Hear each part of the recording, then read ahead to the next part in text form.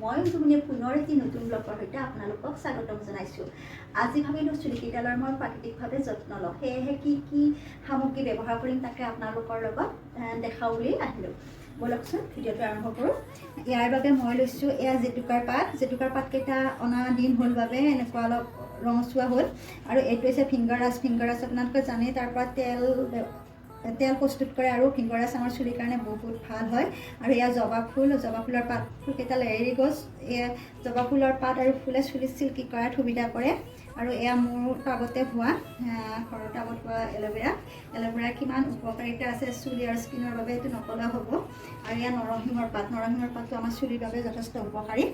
আৰু পিঁয়াজে আমাৰ চুলি গজাত বহুতখিনি সহায় কৰে। আৰু এয়া মই লৈছোঁ দৈয়েও আমাৰ চুলি মিহি কৰাত সহায় কৰে। আৰু এইফালে লৈছোঁ নাৰিকলৰ তেল আৰু ভিটামিন কেপচুল স্কিন আৰু চুলিৰ কাৰণে বহুত উপকাৰী হয়।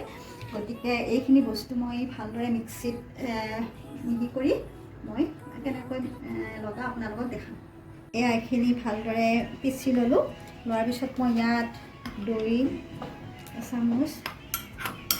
2 চামুচ দৈ দি দিলোঁ আৰু ভিটামিন কেপচুল 2টা দিম। এইটো অপশ্যনেল হয়, আপোনালোকে এইটো নিদিলেও হয়, দিলে ভাল।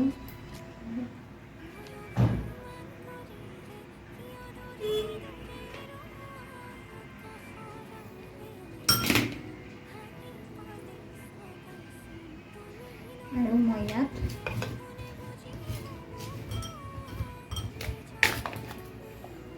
নাৰিকলৰ তেল জোখমতে দিব। মই ইমানখিনি নাৰিকলৰ তেল দি দিলোঁ। দি ভালদৰে মই মিহলি কৰি দিম। আৰু এইখিনি মিহলি কৰি মই